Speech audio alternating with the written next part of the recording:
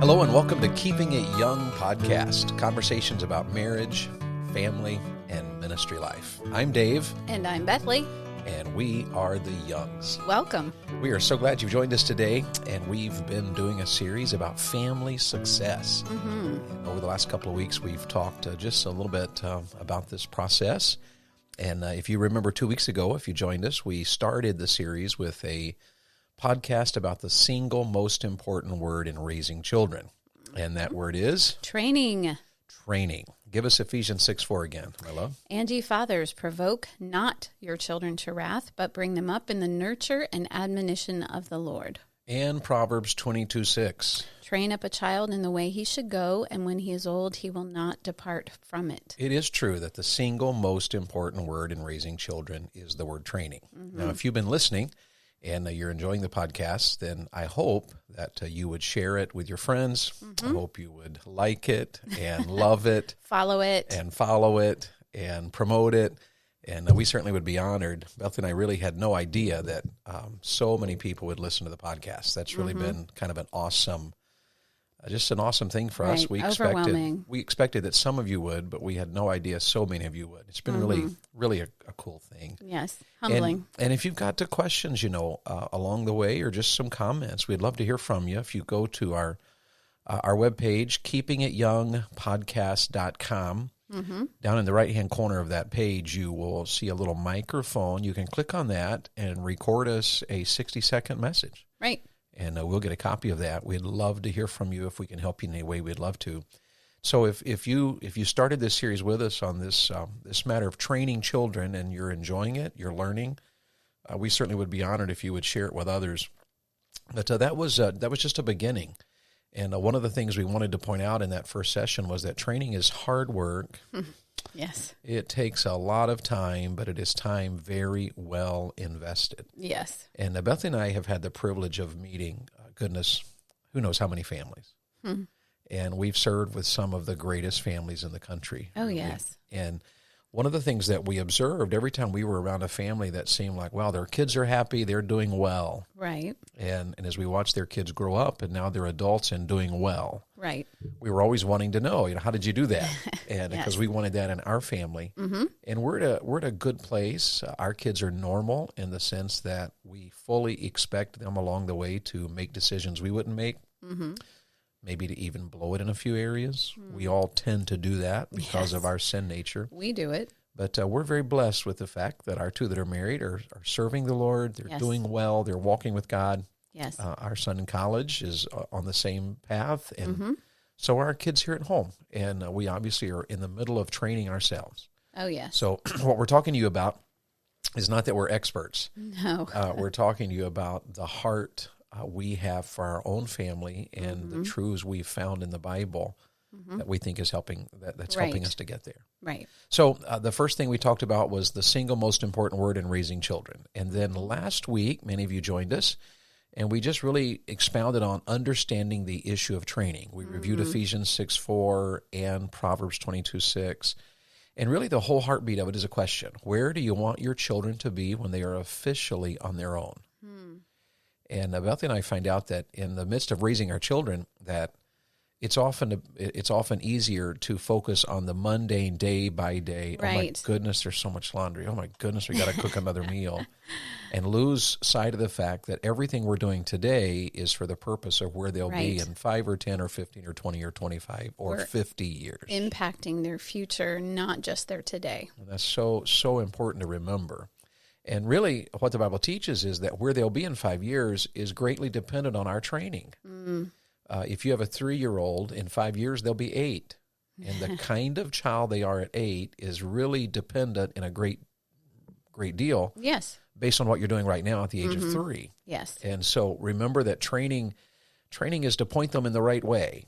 Right. And it's to make the right way palatable, because in Proverbs 22:6, train up a child in the way he should go is a Hebrew idiom, that way he should go, that has to do with the mouth or the appetite. Yes. So we're training appetites, and we're trying to make the right way not only palatable, but habitual. We're doing it on purpose. It's going to take a lot of time. Right. It is individual. Beth and I Yes. have 5 children, And Abby is not Josh, is not Matt, is not Right. Jake, is not Charity. Absolutely. They're all different.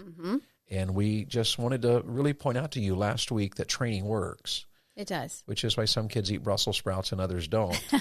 Usually it's based on whether or not you were forced to eat them when you were a kid. Based on training. And Yes. favorite teams or favorite cars, or, I'm a Chevy man, I'm a Ford man. A lot of that's based on, what daddy taught me, or, Right. the things of that sort. So we talked about understanding the issue of training, and we want to go a little bit further today and just kind of break training down into 3 important areas. Yeah. So let's just jump right in here to part 3 today. Okay. And we've talked with you about the past few weeks, just a little bit of a review. But we want to just kind of break down into 3 areas. These are not new to us. These are not our own invention. We Right, actually no. found these from other speakers. I'm not sure where they originated because I've heard so many different men use them. Right. But they are things we adopted into our life, and they really were, just have been really helpful. Yes, they have been. The first one there is, give it to us, sweetheart. The first one is, Give me your attention. give me your attention. Let's Yes. just review all 3 of them here. The second one then is, Give me your heart. and the third one, Give me your hand. and I have a friend that's added 2 more to this, which we won't be addressing necessarily right now, but give me your friendship.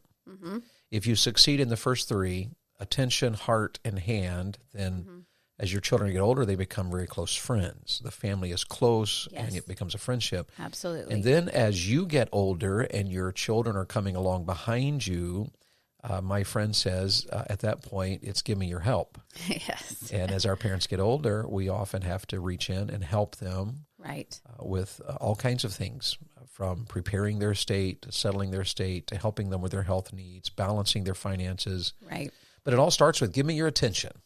So let's back up there a little bit. And Bethany pointed out as we were preparing these a very important key statement. Give that statement to us there, honey, about the relationship side. Well, sometimes we can listen to these podcasts, and I was even, as David was reviewing the things that we went over the last 2 weeks, I was thinking, wow, this is weighty. This is Sure. weighty stuff. When you think about you are preparing today your toddler's eternity or their success as an adult, that's very weighty to think it is. about. And it's hard to think about when you're in the minutia of the day too, which he just mentioned. But in breaking these down into these 3 areas, it actually makes it a little more attainable. And also, if you remember that these areas of training, we are not in a branch of the military. Our family is not a branch of the Sure. military. So our training is not just up to it right now, soldier. It is based on a loving relationship between a parent and a child. And it's a mirror of how God works with us. Absolutely. He gives us the law. He gives us his commands. But he shows us gentleness and love And and grace grace and truth and and goodness. kindness and Yes. forgiveness and long-suffering, patience. And All of that. So Bethany is just, it was just a really good point for us to pause and think about. All of the training we do with our children is to be based on a loving relationship. If Yes. you are the parent of a toddler, or let's say even a tiny one, you've got just a brand new baby, all things being equal, it ought to shock you how much you love that baby Yes. and how much your heart goes out and how protective you would be of that little one. And as they go into the toddler years and even into elementary school and junior high and high school, the closer relationship you have with your children, the better these are going to work. Absolutely. That's going to take a lot of time, a lot of love, a lot of talking, a lot of gentleness, and maybe even apologies along the way of saying, I didn't handle that well. Will you forgive me? Yes. But it all starts as you have a child come into your home, into your life. The training starts with this idea of give me your attention. Yes. And what we mean by that is we want to train our children to listen and respond. To listen and respond. Right. This is primarily focused on young children. Yes. Ideally, by the time your child is an upper elementary or even maybe a middle elementary age, certainly by junior high, this ought to be a given. Right. That your children know what's right, they're learning what's right, they know what's expected. You speak, they respond. Right. That's the whole idea. Give me your attention is listen to me, listen for my voice, Right. respond to me. And it starts with goals.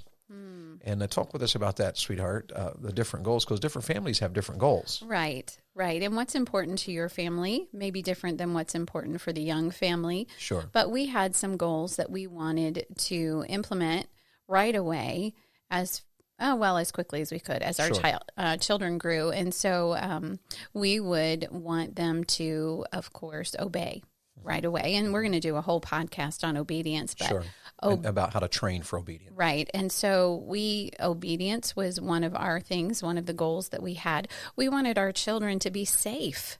And so in order for a toddler to be safe, yes, you have to be able to, I guess, get their attention right away. Yeah. So they have to learn, you have to train them, hear mama's voice. As soon as you hear mama's voice or dad's voice, you look at me, look at my eyes. And that protects our children. That keeps them safe. It keeps them from touching the stove. It keeps them from hurting themselves and falling down the stairs or running out into traffic, things like that. So there were some goals that we had for our young children. We wanted them to lay still while we were changing their diaper. Sure. We wanted them to learn how to go to bed nicely at night. And all of these things will take some routines and some training on your part. Yeah, and the goal of all of this, give me your attention, was that our children would begin to learn self-control. Yes. And self-denial. As you know, as an adult, life has any number of uncomfortable things to it. I'm in a hurry, but I have a speed limit. I don't like this worker, but I have to put up with them. Mm-hmm. And learning self-control and self-denial is so important. The sooner our children learn it, the more happy and successful they'll be in life. Mm-hmm. And one of the ways to meet this goal is to continually evaluate it. Where are my children, and how are they doing? Right.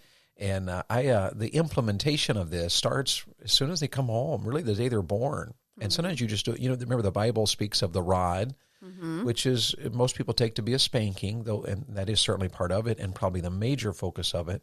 But it also mentions in conjunction to the rod, it mentions the reproof. And that's your voice. Speaking. And I've always said, if you can correct your child by speaking, then you're done. Right. And ideally, that ought to be true of all of us. It would be an awesome thing if every time God spoke to me, the Holy Spirit warned me, I immediately obeyed. And that's the goal with our children, to teach them to listen and respond and to be alert. Right. And so when they're infants, the way you talk with your voice. I remember, Beth and I would work at making sure when we were ordering them, we'd use simple phrases. And animals and dogs and children are different. Oh, absolutely. But even when I'm training my puppy, I'm aware of how easy it is to keep it simple. Yes. The children complicate it. When you have children and you're training a puppy, it gets very complicated because they mess up everything you're trying to train the dog. And I have firsthand experience in that in recent weeks. But the dog responds to simple statements. Come. Right. A strong word, come, gets the dog's attention. Right. And our children are non-animals. They do have spirits. They have free will. They have emotion. They have the ability to talk. They have the ability to think things through. And so we're implementing. You've got to know your goals. You got to know them. What do you want for your child? Do you want your child to be polite? Do you want your child to be well-behaved when you go to Walmart or Target or the grocery store? Do you want your child to say yes, sir, and yes, ma'am? Do you want your child to be happy? Those are all the goals, and then it's a process of talking and correcting and reviewing the goals. and then you correct and you talk and you review the goals. Right. And then you talk some more and correct and you review the goals, because what you're doing is you have to keep doing this over and over and over and over. It's patience. Right. This is where you Christian parents have to learn to walk in the Spirit. Because in order to get a child that is obedient, that listens and responds, you have to be right with God, because it's going to take a great deal of patience on your part. How many times did we have to say to our children, how do we obey? First, fast, happy face, happy heart. Right. And I don't know how many times. It would be nice if we had $5 for every time we said that, because we certainly would have a good investment there. We would. And so this is just so important. It's give me your attention. Right along these lines, you were talking about talking to your children, and you talk to your child as soon as they come home from the hospital. I know there are a lot of, I've heard, I guess, some dads say, oh, they're no fun. They're just there. They're not running around. They're not playing. But your child will respond to your voice. They will respond to the love that you are showing through your voice and through your touch. And so just letting that newborn hear your voice constantly as you're changing diapers, as you're holding them, as you're feeding them, as you're giving them a bath. That's just getting them in the habit of hearing mom and dad talk to them, and also giving them that security that mom and dad are talking to me in a loving way. We're building our relationship, and they're not out to get me or to hurt me. And then as that child grows, that talk just continues. And instead of, David was talking about, we're training Peyton, our puppy, we give her one word commands. Well, obviously you're not going to give your child one word command unless you're saying no, but you'll expound a little bit, but keep it simple and keep your voice low and just keep that loving voice, even if you have to get a little stern. And then your child can respond well to that. And if they're not, that's when you review the goal, and you may have to implement some correction. And the dads, remember that Paul warns fathers that we are not to provoke our children to wrath. Right. We are, as a parent, we're not to do anything that is causing our children to be frustrated or angry. Right. And in Proverbs, he even says that the way to turn away wrath is to have a soft answer. Mm-hmm. So the way we talk to our children is so important, but all we're trying to do in these first few years of their life is train our children to listen. Right. And that's gonna take you having a goal. Do I want my child to obey the first time? Then expect that. Right. And next week we'll come back, or here in a couple of weeks at least, and talk to you about the steps that we took and the steps we learned from the Bible on how we can get children who are happily obedient. Yes. Not little robots, not terrified. They were never, cringing every time they saw dad or mom walk into the room. That's not the idea at all. Because it's a relationship. It is. When God speaks to me, that should be a positive thing, because he loves me and wants the best for me. Right. And if your relationship is right with God and with your child, you're implementing truth, and you're telling them the goals. I want you to obey. Right. And I want you to be honest, and I want you to show respect. And our children, as soon as they learn to talk, could learn to say thank you. Oh, yes. And we would insist on that. Say thank you. And, sometimes as parents, we back off. But like if your child, somebody does something nice for your child and they're 5 years old, and you say to your child, say thank you, and they refuse, then that's awkward for everybody. But it means that you have training to do. Right. It means that you've got to work on that in such a way that your child knows if you say thank you, you mean it. Right.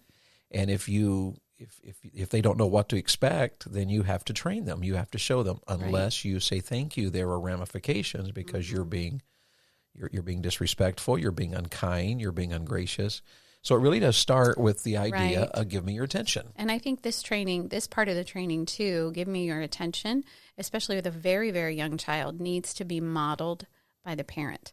If you want your child to pick up his toys and put them in the toy basket, then probably the first few times you should at least help him do this and show him what exactly you mean.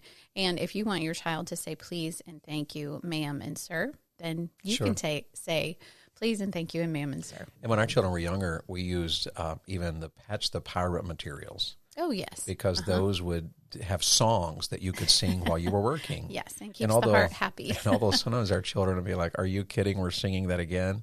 What we were looking for, though, was a way that was backing up what we were saying with a happy spirit. Yes. And so to put a happy song on, or to hum the tune about picking up your toys or obeying first and fast, and obedience is the very best way to show that we believe. Right. As we would sing with our children and just keep it happy, Bethley's right, as we modeled it. And as I would say to Bethley, thank you for the meal tonight, and I love you. Right. That was modeling to our children to be thankful. Right.